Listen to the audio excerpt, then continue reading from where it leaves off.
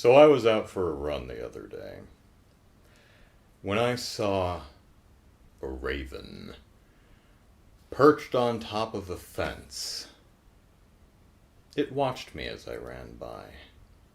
And as I ran by, well, I stopped. And I looked that raven square in the eye and I pointed at it and I said, "Nevermore." And the raven looked at me and I kid you not, rolled its eyes and said, "I'm a crow, dumbass." Hello everybody and welcome back to a month of masturbation. Week 3. So we're about halfway through National Masturbation Month. I hope your stamina is doing well. We've still got a little ways to go yet. And I do apologize for this video being a little later than you might have expected it, but all the free time I had, the few hours of free time I had this past weekend, I decided to use to go see Captain America Civil War instead of actually celebrating National Masturbation Month with watching another movie from my collection that has explicit sex in it. Yes, another cartoon, Mezzo Forte. This is like last week's film Kite from Yasuomi Umetsu, same person who did Kite, and it's action-packed, it's violent and gory, and it has explicit sex in it. Like Kite, it was two 30-minute OVAs that were edited together into a single movie, and like Kite, there are at least 2 different versions of it. There is a version, I think there are 2 major versions in the US, and I don't think either of them remove any of the violence. I think there's the one I have, which is the uncensored one, and then there's the censored one, which only removes the explicit sex. So, there's that. As I recall, and like Kite, it's been probably 10-15 years since I've seen this, the sex scenes in this movie are crowbarred in. Like, they don't feel like they belong. In Kite, they actually inform the characters. It's part of the story. This one doesn't quite have that excuse. If I'm remembering correctly, it really felt like, well, we need to have explicit sex. Just jam in some sex in here somewhere, it'll be fine. So, as I recall, the edited version, I would say, is better. Because the sex scenes in this movie, and we'll confirm this after I watch the film again,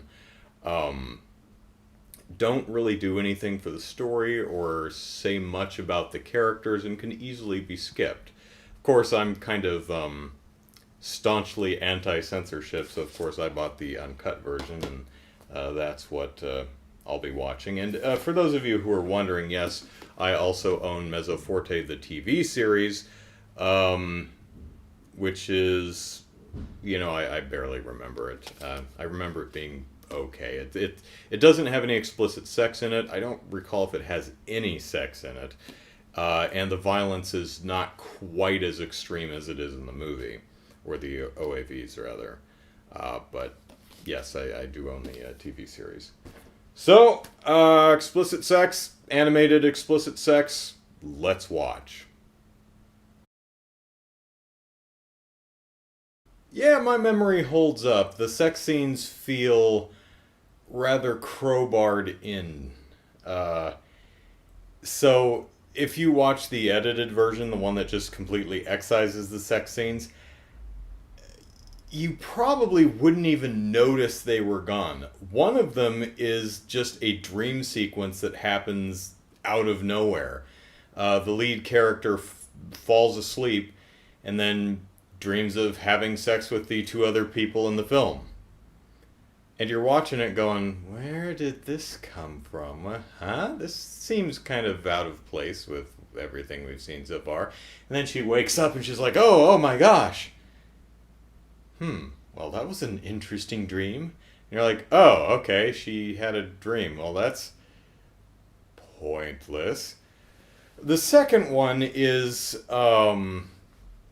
should I spoil this or not? It actually is kind of set up and does kind of have a payoff and does kind of serve the story in a way.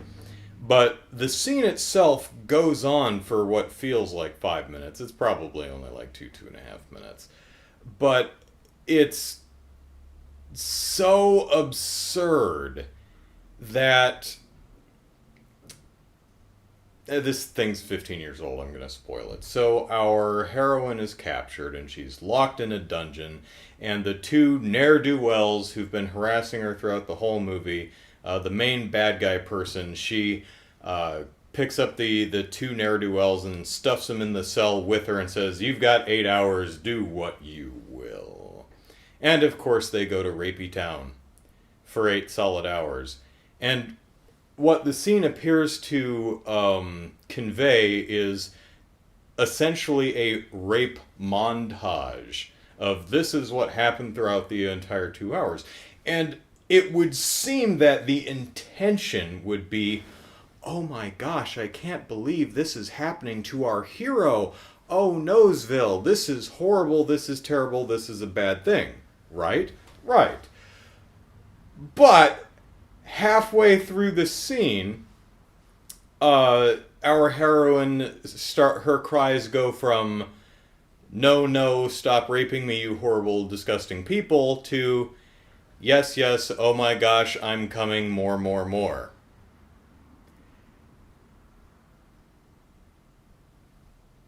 Which seems out of character, and seems to me to completely undercut the point of the scene, especially when it turns out later, spoilers, that was a sex android that her partners rescued her earlier and replaced her with a sex android double. So the two rapist guys were actually raping a sex robot. This is actually kind of set up in the film, so there is a setup and there's a twist and a payoff. But it's handled in a way that doesn't really service the story, I don't feel.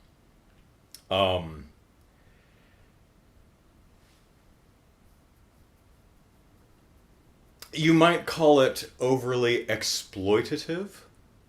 But then again, everything about this film is. It's an exploitation film. It's exploited... It has a lot of gratuitous violence and sex in it. So, I mean, people get kicked in the face and their head flips around and they go twirling through the air and through a brick wall out the building and fall down to the street. It's obnoxious. It's absurd. People are shot and they... blood geysers all over the place, and you say, "Oh yeah, it's awesome, look at all the blood flying all over the place, this is badass." So why wouldn't you have equally gratuitous sex scenes where all the guys have 12-inch penises and ejaculate in quantities measured in quarts repeatedly? Yes, it's not realistic. Or I'm really lame. Yes, it's not realistic, but maybe that's the point. I mean, I like seeing people shot in the face and their heads exploding in gooey geysers of gore. And you might say, "Oh my gosh, what the hell's wrong with you? Why would you want to watch that?" And I say, because it's entertaining, it's fun. And then I watch equally gratuitous sex, and I say, well, that seems gratuitous and just unnecessary. Why would you want to watch it? Well, probably for the same reason that I want to watch gory crap. So whether it fits or is palatable is really going to depend on the person watching it. Me personally, I don't care, but it's not really something I enjoy. I just kind of put up with it. Of course, I'm the person who is like prudish to the point where I roll my eyes when anyone even kisses in a movie. Like, just saw Captain America Civil War and Cap and Emily Van Camp. Sharon Carter. They go Smoochy Town, and I go, because I'm prudish and lame, I suppose. But so this movie I think actually works better than Kite. They're different. They have different intentions. I think Kite was trying to be a bit more high-minded and tell an actual complex story with really seedy characters. A story that was very that had twists and turns and reflected the dark nature of the soul and all that highfalutin crap. I think it was really trying, while still being a violent and sex filled exploitation film, was trying to do something that it kind of failed at. I don't think it really achieved that because the story is kind of stupid. The characters are all flat and boring. Really, Kite, the only thing it has going for it is the really fun violent action scenes and multiple scenes of underage girls being raped. So it has that going for it too, if you're into that. This movie, Mezzo Forte, is not trying to be anything more, or my impression anyways, it's not really trying to be anything more than a fun action romp. You know what this is? This is Lupin the Third with gory violence and explicit sex. I'd say Lupin the Third is genuinely generally a little smarter than this, but it's that kind of idea. The main character even drives a yellow Volkswagen Beetle that seems to not be interested in following any of the laws of physics. So, you know, it's interesting. When I was younger, so in my very early 20s, I suppose, I saw stuff like Kite and Mezzo Forte, and I thought it was really cool. I bet, oh man, these movies are so awesome. 15 years later, I'm 36 now. I look back on stuff like this, and I still enjoy it, but it's not as cool, awesome, badass as it was when I was younger. I guess just you know, when I was a teenager and in my earlier 20s, so sub 25, I suppose, just having explicit, gory violence and phenomenal action scenes may have just been enough for me when I was younger. And while I still genuinely enjoy that stuff, I really, really do. I had a nice time watching this. It's not as completely satisfying anymore. I tend to need a bit more meat, you know. So it's interesting going back through my movies and seeing stuff that I haven't seen in 10, 15, even more years. And it disturbs me that I can say, wow, I haven't seen or done this in 20 years. It bothers me that I'm old enough to say that now. It's only going to get worse. I remember in a tangent, clearly when I was in grade school, my music teacher, Miss Kirkham, I remember her saying that she'd been she'd been teaching music, teaching little snots like me music for 20 years. And I remember thinking, wow, you've been doing something for longer than I've been alive. I cannot even fathom that. And now that I'm in my 30s, and that there are actually things that I can say I've been doing for, 20 years or more. You know what bothers me the most about getting old and dying someday? Well, this is getting dark for the happy celebration that is National Masturbation Month. But you know what bothers me the most about kicking the bucket someday? And it's really selfish. After I die, there will be movies I want to see and video games I want to play that come out after I die. And that bothers me. Because it'll be like, oh man, the new Legend of Zelda movie, or, well, there may be a Legend of Zelda movie. The new Legend of Zelda game is coming out, and then I pass away, and it's like, I didn't get to play because I died. That sucks. Oh man, like if I'm terminally ill or something, like I'm counting down the days, like, oh man, any one of these days I'm gonna go to sleep and not wake up. It's like 2 weeks till the next Legend of Zelda or the new Marvel movie or whatever the hell I'm looking forward to. It's like, please don't die, please don't die. Gotta see the new Zelda or whatever. Yeah. Well, isn't this a fun discussion? I'm a morbid jerk. Wow. I think I'm going to go make dinner now. So, yeah.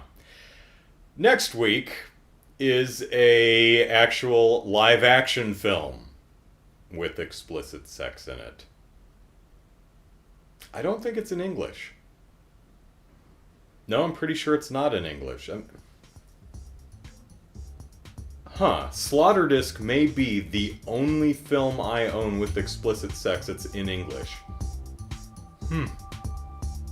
Fancy that. See you next week.